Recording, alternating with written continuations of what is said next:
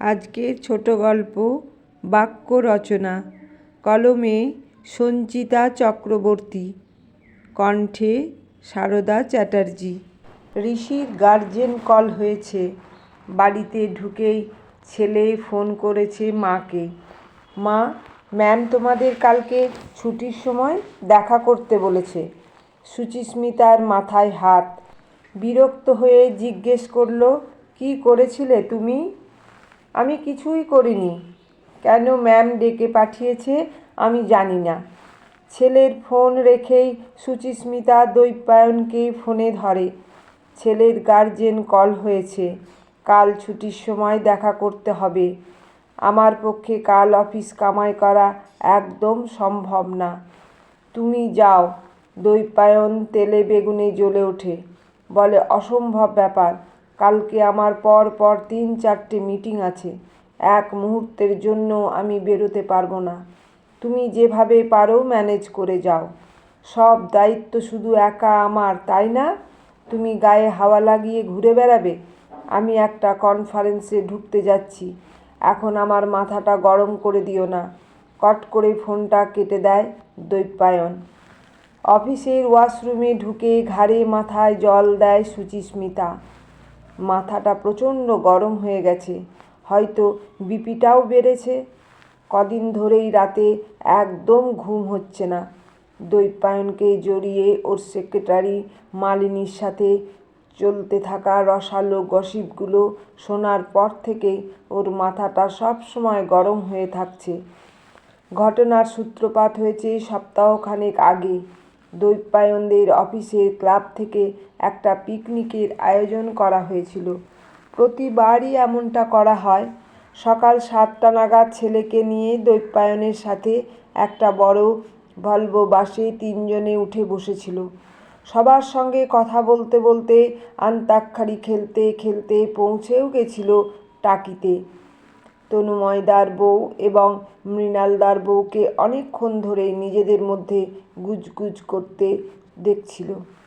জলখাবার খাওয়ার পর ওদের সঙ্গে আরও 2-4জন যুক্ত হলো। সুচিস্মিতা চিরকালই কোনো পিএনপিসি বা গসিপের মধ্যে থাকাটা পছন্দ করে না। ও বরং ছোটদের সঙ্গে দল পাকিয়ে ব্যাডমিন্টন খেলায় মেতেছিল। ওপাশে দ্বৈপায়নরা তখন ক্রিকেট খেলছে। জোরে গান বাজছে লাউডস্পিকারে। কয়েকজন সেই গানের তালে কোমর দোলাচ্ছে। চারপাশটা দেখে মনটা খুব ভালো হয়ে উঠেছিল ওর। দ্বৈপায়নের সেক্রেটারি মালিনী রান্নার তদারকিতে ছিল। ফোনে দ্বৈপায়নকে এর আগে মালিনীর সাথে কথা বলতে শুনেছে সুচিস্মিতা। কিন্তু সে নেহাতই অফিসের কেজো কথা। ও কোনো দিনই সেসব দিকে আমল দেওয়ার কোনো প্রয়োজনীয়তা অনুভব করেনি। এই আজই প্রথম মালিনীকে সামনাসামনি দেখল। বছর 30 বয়স হবে। চেহারা দেখে অবিবাহিত না বিবাহিত সেটা ঠিক বুঝে উঠতে পারে না। রোগাটে গড়ন, পান পাতার মতো সুন্দর মুখশ্রী, ঘাড় অবধি স্টেপ কাট কাটা চুল। কি একটা পারফিউম ইউজ করেছে। খুব সুন্দর একটা গন্ধ বেরোচ্ছে ওর গা থেকে। আর যেটা ওর সব থেকে বেশি সেদিন ভালো লেগেছিল সেটা হলো মেয়েটার অসীম ধৈর্য। প্রচুর দায়িত্ব সামলাচ্ছে, কিন্তু সবটাই হাসি মুখে। হঠাৎই নজরে পড়েছিল ক্রিকেট খেলতে খেলতে ঘর্মাক্ত দ্বৈপায়ন চেয়ারে এসে বসতেই মালিনী একটা জলের বোতল আর টাওয়াল নিয়ে ওর সামনে হাজির হলো। তারপরেই দেখল 3-4জন অফিস কলিগের বউ মুখ টিপে টিপে হাসাহাসি করছে ওদের ইশারা করে। ওটাতেই প্রথম টনক নড়েছিল সুচিস্মিতার। ওদের সামনে একটা চেয়ার টেনে বসতেই ওকে লক্ষ্য করে তনুময়দার বউ বলেছিল, কর্তাটিকে একটু চোখে চোখে রেখো। সুচিস্মিতা, কেন বলো তো? এমনিই বললাম। অনেক কিছু মাঝে মাঝে শোনা যায়। বাতাসে ভাসানো কথায় সুচিস্মিতার মনে কাঁপন ধরায়। তনুময় তার বউকে জিজ্ঞাসা করে, কি শোনা যায়? মৃণালদার বউ বলে, শুনেছি দ্বৈপায়নদা মাঝে মাঝে নাকি মালিনীর বাড়ি যাচ্ছে। তবে খুব বেশি দিনের ব্যাপার নয়। এখনও লাগাম ধরলে সবটা সহজ হয়ে যাবে। সুচিস্মিতার কানগুলো গরম হয়ে ওঠে। দম বন্ধ করে জিজ্ঞাসা করে, আর কি শুনেছ? ওরা 3-4 জন একই কথা বলে। প্রত্যেকেরই নিজেদের বরদের থেকে এগুলো শুনেছে। অনুপমের বউ আরেকটু এগিয়ে বলে, ব্যাপারটা নিয়ে অফিসে কিন্তু রীতিমতন চর্চা শুরু হয়েছে। সুচিস্মিতাকে ইশারা করে মৃণালদার বউ কিছু একটা দেখায়। ও ঘাড় ঘুরিয়ে দেখে মালিনী একটা প্লেটে ফিশ ফ্রাই নিয়ে দৈপায়নকে দিয়ে গেল। বিশ্বাস কি এতটাই ঠুনকো? সুচিস্মিতার তাসের ঘর নড়বড় করে ওঠে। তারপর মালিনী ওর সঙ্গে বেশ কয়েকবার আলাপ জমাতে এসেছে। ঋষির সঙ্গে ভাব করেছে, তাকে সঙ্গে নিয়ে বাগানে গাছ চিনিয়েছে। কিন্তু গোটা পিকনিকে সুচিস্মিতা তারপর থেকে আর স্বাভাবিক থাকতে পারেনি। মালিনী কথা বলতে এলেও এড়িয়ে গেছে। দৈপায়ন এসে কয়েকবার জিজ্ঞাসা করেছিল শরীর খারাপ লাগছে কিনা। তার কথারও কোনো উত্তর দেয়নি সেদিন ও। আসলে নিজেকে খুব বাড়তি মনে হচ্ছিল। বাড়িতে ঢুকে ফেটে পড়েছিল দৈপায়নের উপর। লম্পট চরিত্রহীন লোক একটা। অফিসের কাজের দোহাই দিয়ে তুমি সেক্রেটারির সাথে রাসলীলা করছো? দৈপায়ন হতভম্ব হয়ে জিজ্ঞাসা করেছিল, এই রকম ভাবতে পারলে তুমি? তুমি করতে পারো আর আমি ভাবতেও পারি না? গোটা অফিস জানে তোমার আর মালিনীর রাসলীলার কথা। আমি বোকা, তোমাকে এত বছর অন্ধের মতো বিশ্বাস করে গেছি। তোমার মতো চরিত্রহীন মানুষের সাথে এক ছাদের তলায় থাকতে আমার ঘেন্না করে। দৈপায়ন আঙুল তুলে দেখিয়েছিল বারান্দার পাশে পর্দার আড়ালে ঋষি ঠক ঠক করে কাঁপছে, চোখে ভয় আর অবিশ্বাস। ওর বাবা মা এভাবে ঝগড়া করতে পারে? আর মাই বা মালিনী আন্টি সম্পর্কে এরকম বলছে কেন?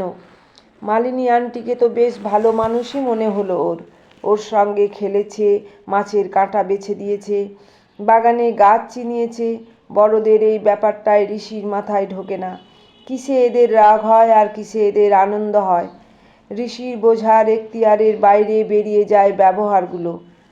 ছেলেকে পর্দার আড়াল থেকে টেনে নিয়ে এসে সুচিস্মিতার বিছানায় জোর করে শুইয়ে দেয়। তারপর দৈপায়নের বালিশ আর কোল বালিশটা ওর স্টাডি রুমে ফেলে দিয়ে আসে। সেই থেকেই গত 5 দিন মা আর ছেলে এক ঘরে আর দৈপায়ন আলাদা ঘরে থাকছে। ঘুম ভেঙে গেলে অনেক রাতে সুচিস্মিতা শুনেছে দৈপায়নের ঘর থেকে ফিসফিসিয়ে ফোনে কথা বলার আওয়াজ আসছে। সুচিস্মিতা ওর বাবা মাকে কিছুটা জানিয়েছে, তবে কোনো লাভ হয়নি। ওর বাবা তো মানতেই চান না দৈপায়ন এমন কোনো কাজ করতে পারে। বিরক্ত হয়ে বাবা মাকে ফোন করাটাও এখন অনেক কম করে দিয়েছে। শাশুড়ি এখন বড় ছেলের বাড়িতে আছেন। ভগবানকে ধন্যবাদ জানায় সুচিস্মিতা। এই বুড়ো বয়সে মানুষটাকে অন্তত ছেলের কেচ্ছা কাহিনী, ছেলে বউয়ের ঝগড়া সেদিন সামনাসামনি দেখতে হয়নি। পরশুদিনই ফিরে আসবেন বাড়িতে। সুচিস্মিতা মনে মনে ভেবেই রেখেছিল শ্বশুর শাশুড়ি আসলে ব্যাপারটা নিয়ে ওনাদের মুখোমুখি বসবে ও। নিজের সঙ্গে এত বড় একটা অন্যায় কিছুতেই মেনে নেবে না।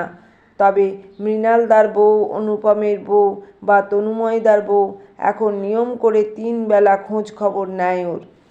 বলেই রেখেছে তেমন কোনো কিছু শুনলেই ওকে জানিয়ে দেবে। এমনিতেই সুচিস্মিতার এইবারের প্রমোশনটা হওয়ার পর অফিসের কাজের চাপ খুবই বেড়ে গেছে। তার মধ্যে বাড়িতে এই অশান্তিতে রাত্রিতে ঘুমই আসছে না। 3-4 রাত ঘুম না হওয়ার জন্য প্রেশারটাও বেড়েছে। ঘাড় মাথা প্রায় সময় দপদপ করছে। তার মধ্যে ঋষির কিনা কি বদমাইশি করার জন্য স্কুল থেকে গার্জিয়ান কল হলো। কি করে যে সামলাবে ভেবে পায় না সুচিস্মিতা। সেদিন ঘটনার পর থেকে দৈপায়ন 2-1বার চেষ্টা করেছে সুচিস্মিতার সঙ্গে কথা বলার জন্য, কিন্তু আলোচনা শুরু হওয়ার আগেই যেখানে সিদ্ধান্ত না হয়ে যায় সেখানে কথাবার্তা কি আর এগোনো যায়? যথারীতি দৈপায়ন যতবারই কথা শুরু করতে গেছে সেই কথা আর আলোচনায় থেমে থাকেনি। ওটা চিৎকার চেঁচামেচি, গালিগালাজ, এমনকি একদিন তো প্রায় হাতাহাতি পর্যায়ে নেমে গেছিল। মাথা গরম হয়ে গেলে সুচিস্মিতার আর হিতাহিত জ্ঞান থাকে না। আর প্রতিবারই নিজেদের গোলমালের মাঝে যে জিনিসটা ওরা কেউ খেয়ালই করেনি সেটা হলো ঋষি অশান্তিতে দিশাহারা হয়ে বাথরুমে গিয়ে লুকোচ্ছে। তারপর যখন দুই পক্ষ ক্লান্ত হয়ে থেমেছে, বাচ্চাটা বাথরুম থেকে বেরিয়ে এসে চুপচাপ গায়ে কম্বল চাপা দিয়ে কোলবালিশটা জড়িয়ে চোখ টিপে শুয়ে পড়েছে। আজকাল বাবা বাড়িতে আসলেই ঋষির ভয় লাগে, এখনই বুঝি মা আর বাবা ফাইটিং শুরু হয়ে যাবে। অফিসের বসকে কোনো মতে ম্যানেজ করে বেলা 11টা নাগাদ অফিস থেকে বেরোলো সুচিস্মিতা। একটা ক্যাব বুক করে নিলে ঘণ্টাখানেকের মধ্যে ঋষি স্কুলে পৌঁছে যেতে পারবে। স্কুলে পৌঁছে নিচের হলঘরে ঋষির ক্লাস টিচার সুনয়না ম্যামের জন্য অপেক্ষা করছিল। হঠাৎ শোনে ঋষি চেঁচিয়ে বলছে, মা দেখো, বাবাও এসে গেছে। আরও একবার বিরক্ত হয়ে ওঠে সুচিস্মিতা। এই কথাটা যদি আগে বলতো তাহলে আজকে ওর অফিস থেকে বের হতে হতো না। সুনয়না ম্যামকে আসতে দেখে মনের ভাব গোপন করে ধৈর্য ধরে চুপ করে বসে থাকে ও। ক্লাস টিচার এসে ঋষির বাংলা খাতাটা ওদের সামনেই খুলে দেখান। বিস্ফারিত চোখে ঋষির মা বাবা দুজনে দেখে বাবা দিয়ে ঋষি বাক্য রচনা করেছে। আমার বাবা একটি লম্পট। রাসলীলা দিয়ে বাক্য রচনা করতে দেওয়া হয়েছিল। সেখানে লিখে রেখেছে বাবা আর মালিনী আন্টি রাসলীলা করে। মারামারি দিয়ে লিখেছে বাবা আর মা রোজ রাতে মারামারি করে। অপমানে লজ্জায় সুচিস্মিতা মাথা নিচু করে বসে থাকে।